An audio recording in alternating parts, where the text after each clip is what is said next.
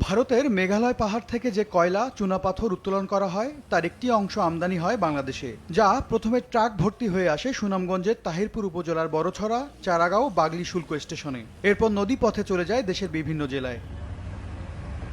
এই পাথর আমদানি করা হয় যে পথ দিয়ে, বেহাল অবস্থা যেমন সেই সড়কের, তেমনি প্রতিষ্ঠা 40 বছর পার হলেও শুল্কায়নে লাগেনি আধুনিকতার ছোঁয়া, চলে সনাতন পদ্ধতিতে। জিরো পয়েন্টের জরাজীর্ণ টিন শেডের ঘরে কোনো রকম সারা হয় দাপ্তরিক কার্যক্রম। গুরুত্ব বিবেচনায় অবকাঠামো ও যোগাযোগ ব্যবস্থার উন্নয়নে পদক্ষেপ নেয়ার দাবি শ্রমিক ও এই স্টেশনগুলো ব্যবহারকারী আমদানিকারকদের। রাস্তাঘাট তো আমরা খারাপই, রাস্তাঘাটের লেগে তো আমরা চলাচল বন্ধই। যে কোনো সরকারি আই, কিন্তু আমাদের রাস্তাটা এরা পদক্ষেপ নেয় কিন্তু সঠিক করে না।